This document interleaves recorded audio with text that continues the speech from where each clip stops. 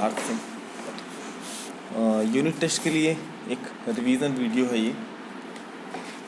दो ही आपके यूनिट्स आपके आने वाले हैं, दो ही चैप्टर्स आपके आने वाले हैं, एक पावर शेयरिंग, एक फेडरलिज्म आपकी यूनिट टेस्ट में। पहला पावर शेयरिंग, इसका एक ओवरव्यू हम देख लेते हैं, कुछ पॉइंट आउट है उसको हम एक बार रिवाइज कर लेते हैं। जैसे आपका सबसे पावर शेयरिंग पे जो आपका पावर शेयरिंग का मतलब है वो शक्ति के बंटवारे से रिलेटेड है कि किस तरह से पावर्स को आपस में बांट के हम आपस के कॉन्फ्लिक्ट को रोक सकते हैं, हम अपना डेवलपमेंट बेहतर कर सकते हैं, लोगों की पार्टिसिपेशंस को हम बेहतर कर सकते हैं, नए विचार और नए व्यक्तित्व को हम पॉलिटिक्स में ला सकते हैं, जिनके हाथ में पावर्स देने पे हो सकता है कि हमें बेनिफिट थोड़ा सा ज़्यादा मिले, है ना। पावर को आपस में बांट लेने पे काम बेहतर भी हो सकता है। एक ही हाथ पे पावर केंद्रित रहने पे बाकी लोग उससे वंचित रह सकते हैं, और अगर औरों के पास भी उससे बेहतर काम करने का तरीका है तो वो भी अपने हाथ से निकल जाता है। बेल्जियम एंड श्रीलंका का आपका एग्जाम्पल सबसे पहले लिया गया था पावर शेयरिंग के मामले में। दोनों ही देशों के बीच में कम्युनिटीज़ का डिफरेंस था। जैसे बेल्जियम में आपका फ्रेंच स्पीकर्स थे, डच स्पीकर्स थे, जर्मन स्पीकर्स थे। तीनों ही कम्युनिटीज़ के लोग वहाँ पे रहते थे। कहीं पे उनकी संख्या ज़्यादा थी, कहीं पे संख्या कम थी। तो वहाँ की बेल्जियम की गवर्नमेंट ने सीन ये निकाला कि जो पावर है वो तीनों ही लिंग्विस्टिक जो स्पेसिफिक लोग हैं उनके बीच में वितरित कर दी जाए, उसको शेयर कर लिया जाए आपस में पावर शेयर कर लेने के बाद उनकी समस्याएं लगभग 95% समस्याएं उनकी सुलझ चुकी थी। हर देश में पावर शेयरिंग का अपना एक अलग हिसाब किताब होता है। भारत में पावर शेयरिंग का हिसाब कुछ अलग है, बेल्जियम में अलग था, श्रीलंका में अलग था। श्रीलंका में बेल्जियम की समस्याएं तो हल हो गई क्योंकि उन्होंने एक बेहतर तरीका निकाला, आपस में पावर को शेयर कर लिया। और लेकिन इसके उलट श्रीलंका में ये समस्याएं बनी रहीं क्योंकि वहाँ पे तमिल और सिंघली जो आपकी जाति थी, सिंघली आपकी जो कम्युनिटी थी वो सिंघली कम्युनिटी श्रीलंका में उनकी संख्या ज़्यादा थी, उनकी क्वांटिटी ज़्यादा थी, उनकी जनसंख्या ज़्यादा थी, वो एक मेजॉरिटी पे थे। और बाकी जो तमिल्स थे वो एक माइनॉरिटी पे थे। तो सिंघली जनजाति कह रहा हूँ, सिंघली कम्युनिटी सिर्फ अपना विकास देख रही थी, सिर्फ अपने आप को प्रेफर कर रही थी, अपनी लैंग्वेज को सिंघली जो लैंग्वेज है उसको प्रेफर कर रही थी। बाकी जो लोग हैं, बाकी जो वहाँ रहने वाले लोग हैं, उनको वो पूरा अनदेखा कर रही थी, है ना। तमिल्स को बहुत टाइम तक श्रीलंका में सिटीजनशिप का अधिकार नहीं मिला था, उनको श्रीलंका से भगाया जा रहा था, साथ में उन्हें वोट करने का अधिकार नहीं था। तो इस तरह से दूसरे जो कम्युनिटीज़ थी, जैसे तमिल कम्युनिटीज़ हैं, क्रिश्चियन कम्युनिटीज़ हैं, मुस्लिम कम्युनिटीज़ हैं, ये सिंघली कम्युनिटीज़ के प्रति इनमें नेगेटिव इम्पैक्ट बढ़ता चला जा रहा था और इनकी समस्याएं सुलझ नहीं रही थी। लेकिन धीरे धीरे आज के टाइम पे कंडीशन वहाँ पे कुछ नॉर्मल हुई है। जैसे जैसे डेमोक्रेसी वहाँ पे आई है, जिस तरह से आज की सरकारों ने पावर शेयरिंग का रूल अप्लाई किया है श्रीलंका में, धीरे धीरे वहाँ कंडीशन बेहतर हो रही है। लेकिन अभी भी श्रीलंका में आपका सिंघली और तमिल कम्युनिटीज़ के बीच में कभी कभी कॉन्फ्लिक्ट देखने को मिल जाता है। कहने का मतलब सिर्फ इतना है कि अगर आप सामने वाले को भी कुछ हिस्सा दे देते हैं तो आपकी जो समस्याएं हैं वो समस्याएं आपको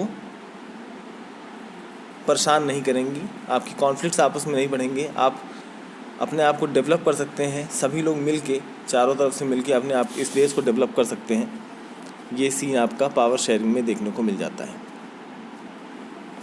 एक स्टोरी है खलील की स्टोरी पे सीन ये है कि बेरूत में लोग रहते हैं, बेरूत जैसे शहर में लोग रहते हैं, और इसके पिता, इसके जो फादर हैं, ये फॉलो करते हैं किस धर्म को, क्रिश्चियनिटी को फॉलो करते हैं। इसकी जो माँ है वो सुन्नी मुस्लिम है, और ये लोग साथ में रहते हैं। खलील इनका बेटा है, और जिस जगह पे ये लोग रहते हैं वहाँ पे ये देखना कॉमन चीज़ है किस तरह की चीज़ें होती रहती हैं कि अलग अलग कम्युनिटीज़ के लोग आपस में मिलके एक लाइफ टाइम के लिए बॉन्ड बना लेते हैं। लेकिन साथ में यहाँ पे दो कम्युनिटीज़ के बीच में हमेशा कॉन्फ्लिक्ट होता रहता है, गृह युद्ध की स्थिति खड़ी रहती है। और एक बार ऐसा सिविल वॉर दोनों के बीच में हुआ भी, जिसमें खलील के जो अंकल थे उनकी डेथ हुई थी।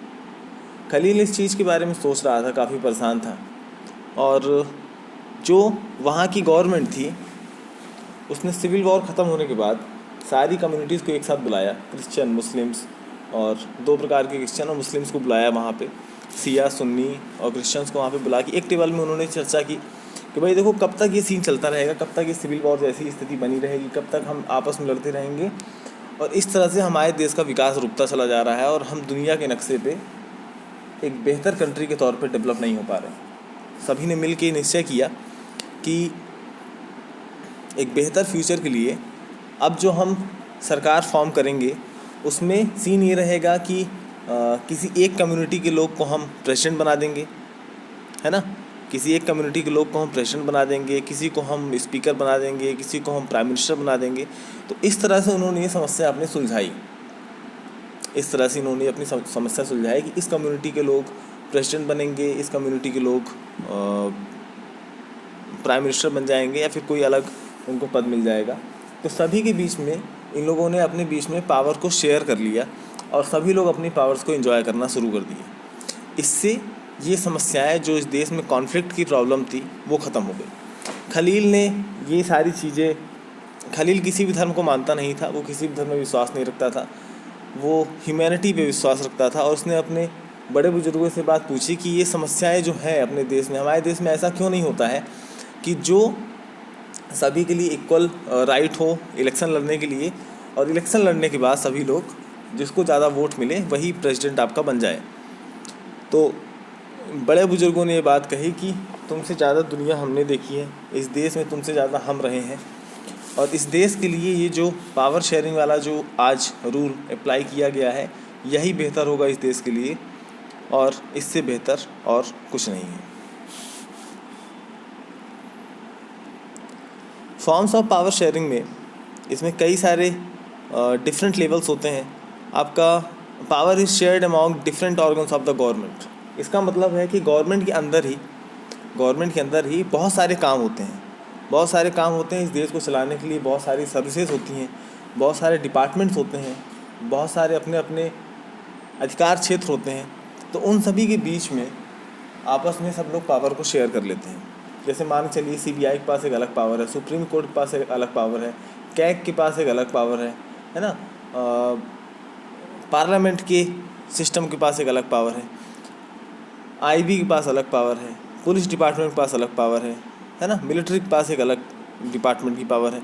तो इस तरह से जो गवर्नमेंट के डिफरेंट ऑर्गन्स होते हैं सभी के बीच में पावर्स को शेयर कर लिया जाता है, पावर्स का बंटवारा कर दिया जाता है कि आप इस डिपार्टमेंट को देखेंगे, आप इस डिपार्टमेंट को देखेंगे।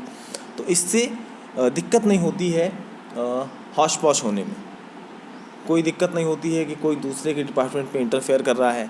तो हर एक चीज़ का सिस्टम बनाया जाता है और पावर को एक दूसरे के बीच में बांट दिया जाता है, जिससे कि सभी काम सही तरीके से सुचारू तौर पे हो सकें और उसका रिज़ल्ट हम बेहतर निकाल सकें और सभी डिपार्टमेंट अपना काम ईमानदारी से करें।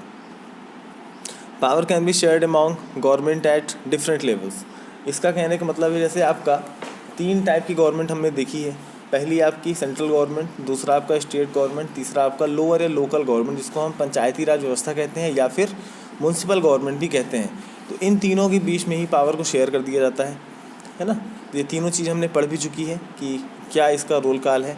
सेंट्रल गवर्नमेंट में आपका 3 चीज़ों से सेंट्रल गवर्नमेंट बनती है। आपका जो पार्लियामेंट है सेंट्रल गवर्नमेंट की वो 3 चीज़ों से मिलकर बनती है, प्रेसिडेंट, राज्यसभा और लोकसभा, है ना। तीनों में कानून किस तरह से बनता है, तीनों के बीच में पावर किस तरह से बटी हुई है, ये हमने देखा हुआ था। उसके बाद स्टेट गवर्नमेंट की पावर है, उसके बाद आपका लोकल गवर्नमेंट की पावर है। इसको हम एक हिसाब से डिसेंट्रलाइजेशन के फॉर्म पे भी देख सकते हैं। ओके,